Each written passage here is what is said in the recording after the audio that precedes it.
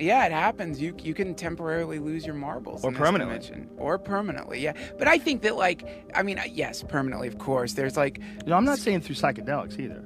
No, I know what you mean. I'm just saying people that just can't keep it together anymore, and for whatever reason, whether it's a combination of life stress and biological situation, whatever the fuck they've got going on, uniquely in their own brain. But some people just, all of a sudden, not there anymore, not keeping it together. Yeah, it sucks, man. The brain is an organ and it malfunctions, and sometimes you go nuts, and you get stigmatized for it, which really sucks because that just adds to the problem. Like if you see somebody in a cast, and you're like, oh, what happened to your arm? And they'll tell you, oh, whatever, I fell down. But you talk to someone who's been hospitalized for a few weeks, and they tell you, yeah, I had to go to the hospital. I had a nervous breakdown. I went crazy. It's just something happened. The operating system temporarily crashed. And quite often, I think that could be a very good thing. I think that having your personality or your ego or crash can often mean that you were trying to be somebody that you aren't. And some people invest so much energy in trying to... Self-defining. Yeah, they just want to be something, They since they were a kid, their mother was telling them you should be like this, and then they try to be like this, and they hold up this thing. They're always working to hold up this giant tail feather, and their arms start shaking. Suddenly, their friends are like, you turned into someone that I've never met. I don't even know who that is. It's like, no.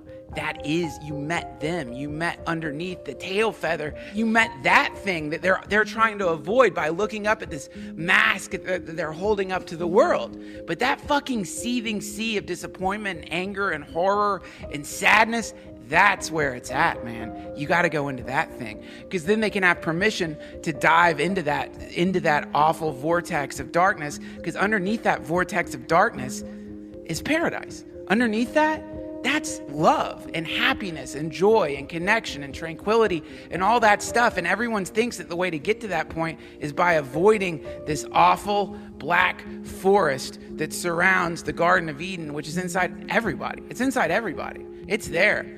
But until you address the internal structures that you haven't acknowledged, you're always going to go back to that place where you find yourself morose and depressed and angry, and you don't know why. You always go back to that place until you sit with the sadness inside of you. You have to do that.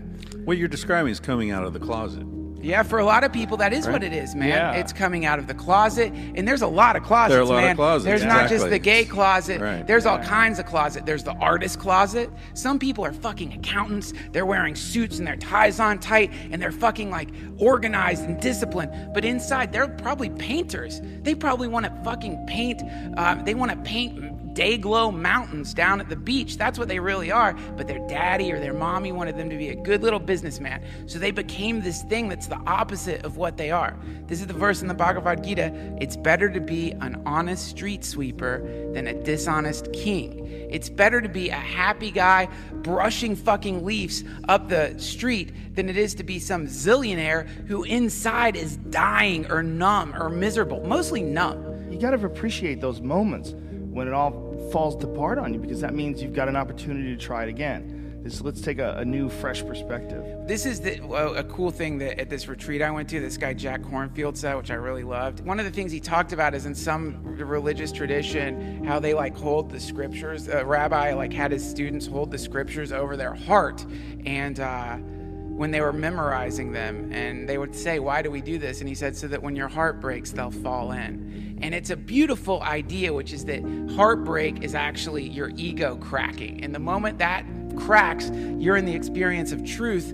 That's when you can really become who you are. But to get to who you are, it's like when a bone heals the wrong way. That's what a lot of people's entire personality is. It's like a bone that grew the wrong way, and that needs a snap, a crack, and it hurts.